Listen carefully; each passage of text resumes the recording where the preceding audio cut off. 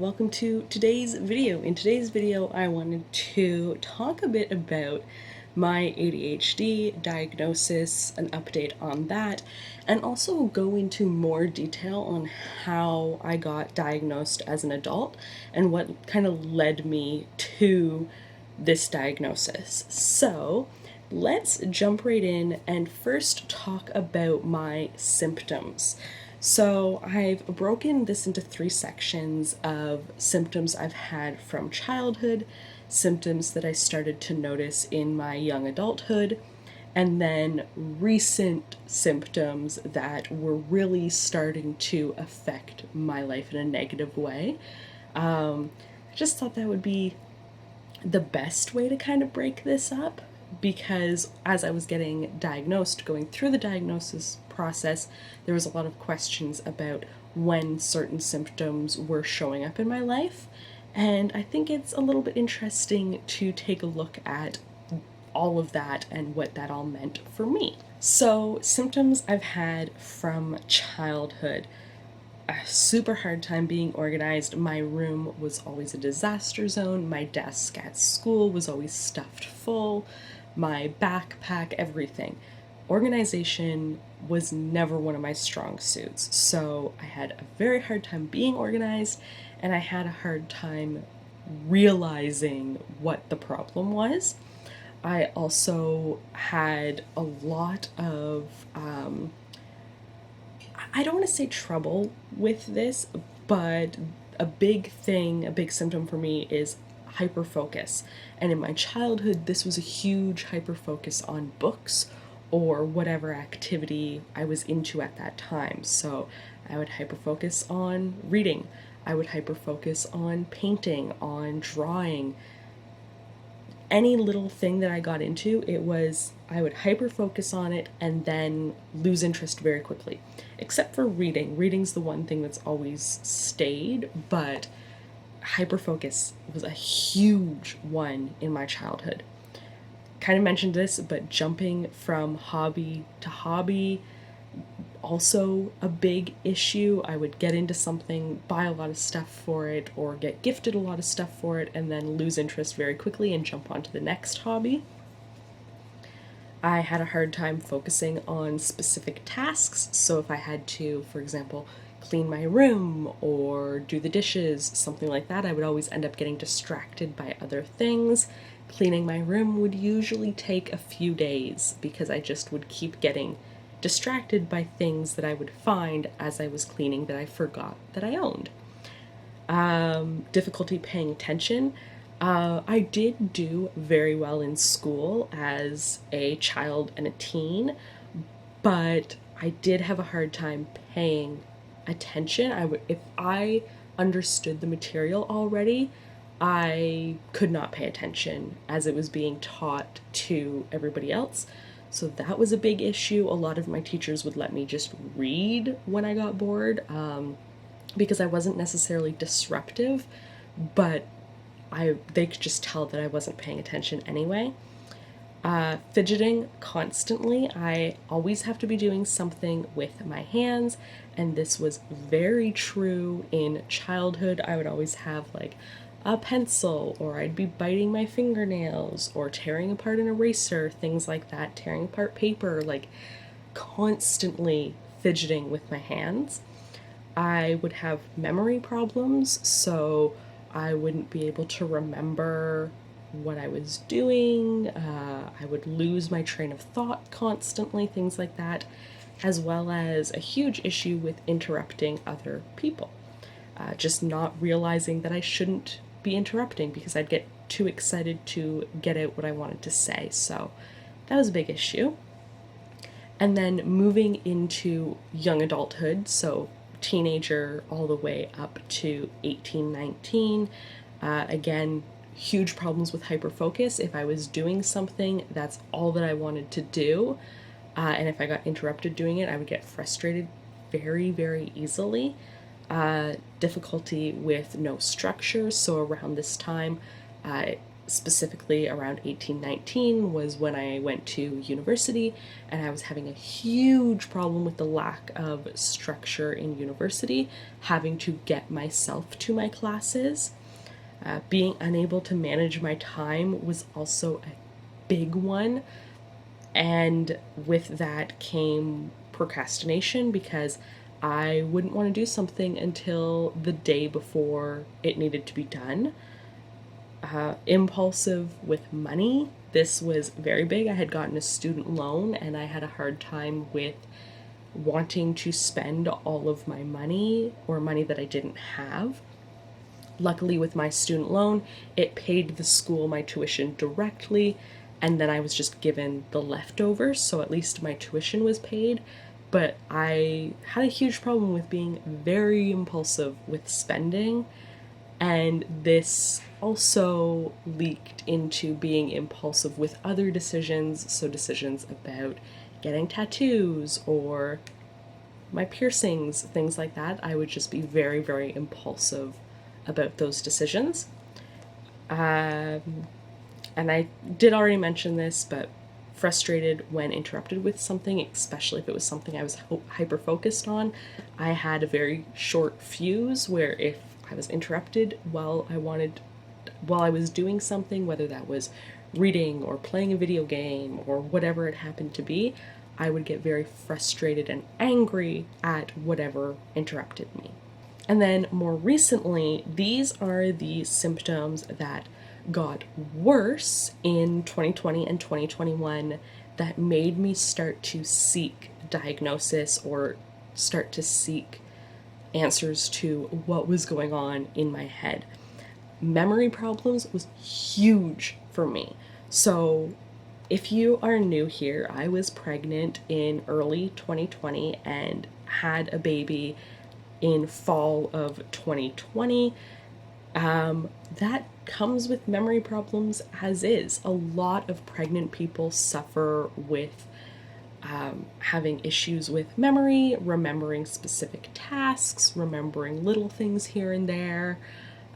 Usually it comes because you're tired and you have bigger things to think about, but my memory problems were much worse because I had always suffered with issues with my memory.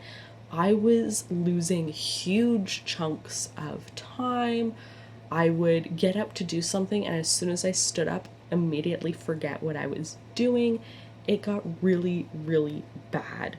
I had trouble focusing on specific tasks, which again, I had already suffered with, but this just got exponentially worse.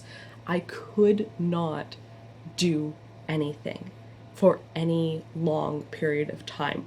20 minutes was about my max of being able to do something for, and that was if I was doing something I liked. If it was something like chores, it was more like 5 minutes before I was flipping to the next thing. So that was becoming huge. Procrastination, again, went through the roof. Again, something I had always struggled with staying in bed till the absolute last second, always struggled with not wanting to do something until the last second. But it just got way, way worse after I was pregnant and after I had my son. Hyperfocus on specific things got worse. So at the same time I was having trouble focusing, I was also having issues with hyperfocus, where if I was reading, I did not want to stop reading until I finished the book. If I was working on a puzzle, I did not want to stop until I finished that puzzle. If I was making something, like sewing something or doing another type of craft, I wouldn't want to stop until it was finished.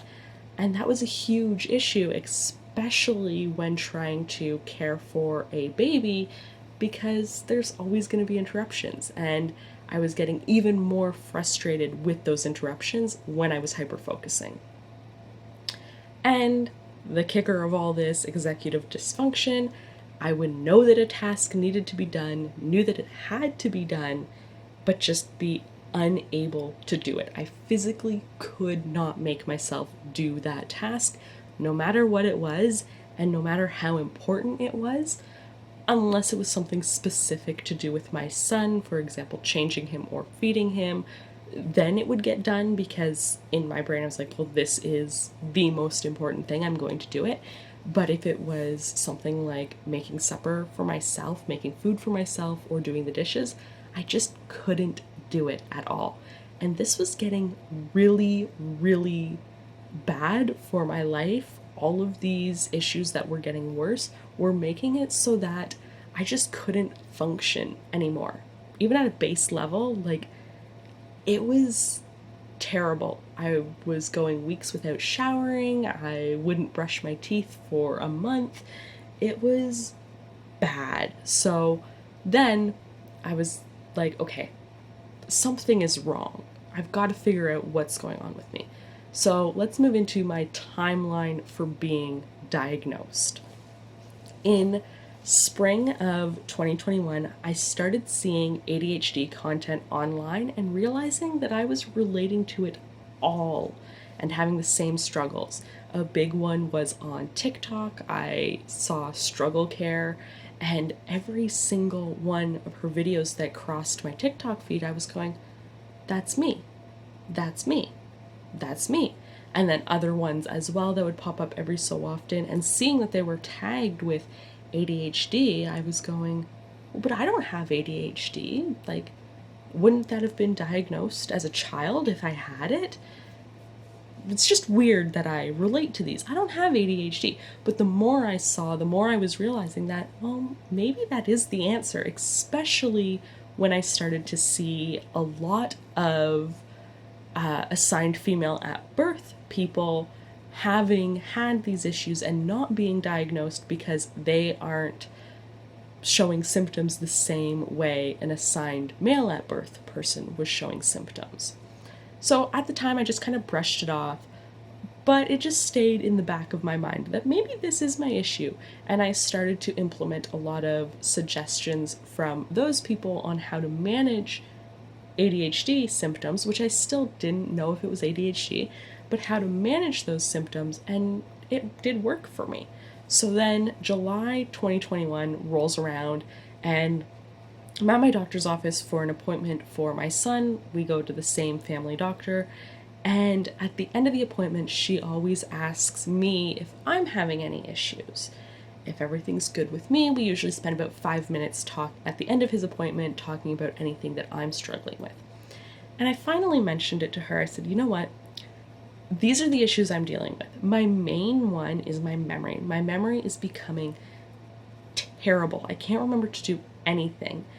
It's just worse and worse and worse. And then these are my other things I've been struggling with that are getting worse and worse.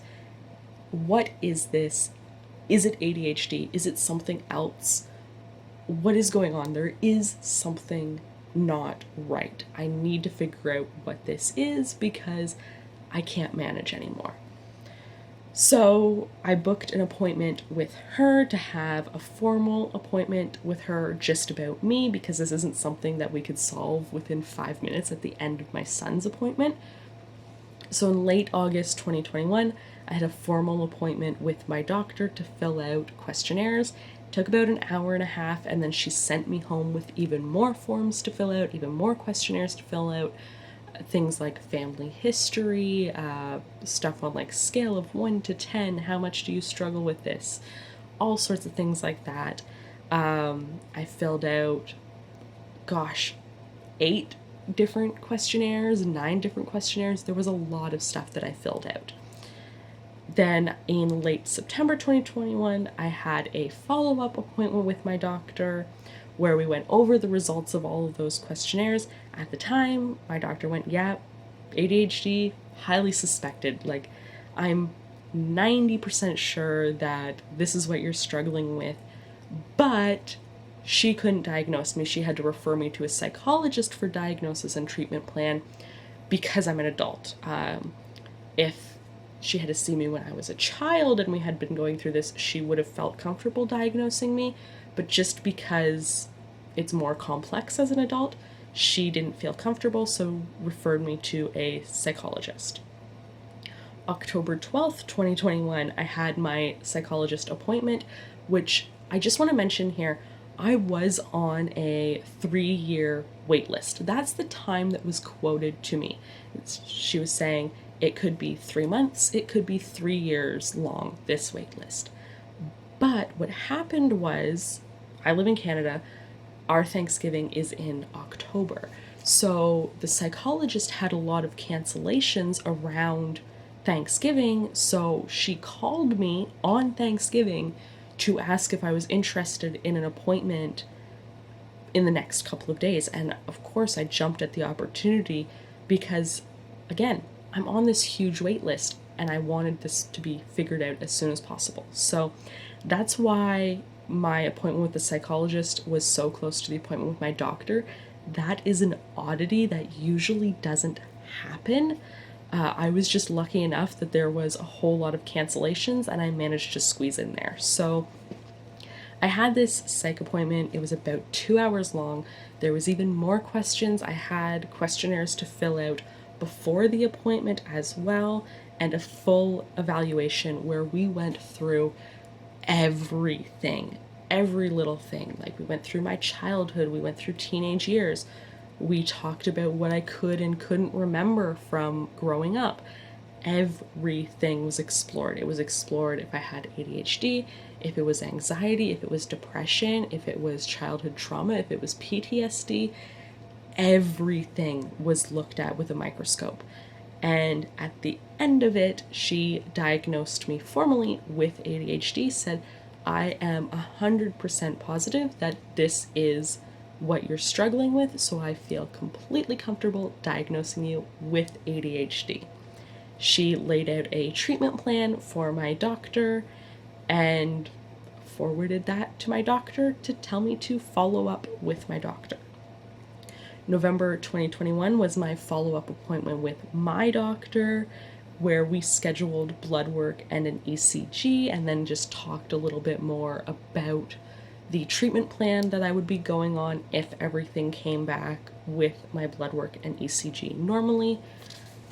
So then December 2021, everything came back just fine with my blood work, with my ECG, everything. So I started my medication trials. We were starting me on very low doses at first and then building up to the dose I'm currently on. And there was, one medication I started on with the option of, if it didn't work, to be able to kind of switch and see what would be the best thing to do. January 2022, we settled on medication and dosage, and I was also given a bunch of tools and support options for further management of my ADHD if needed.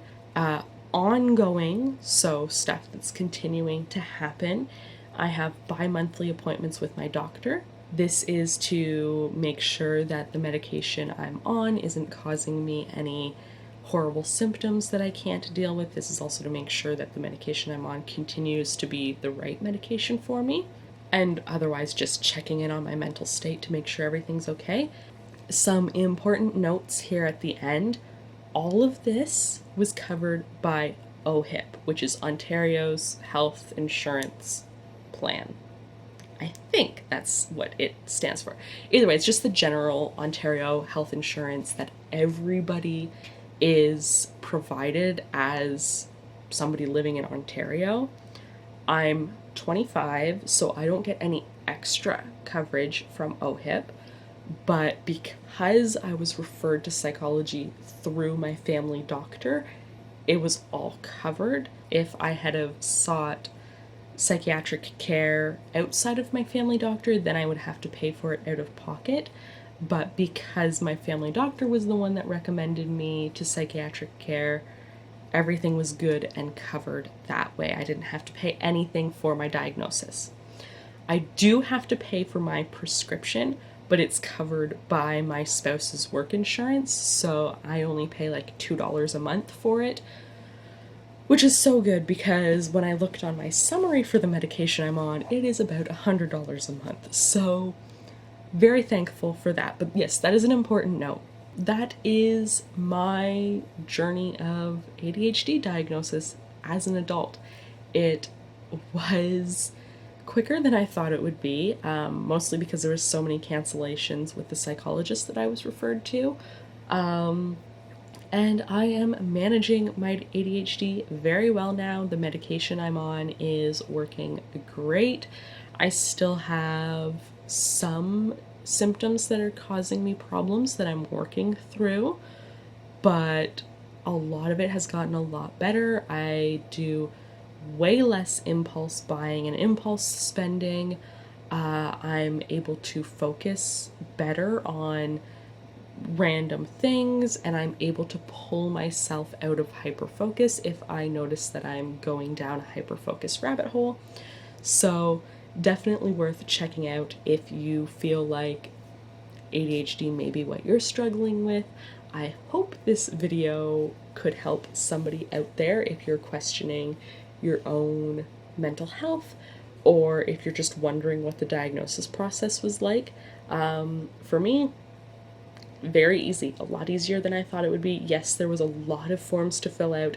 There was a lot of appointments I had to go to.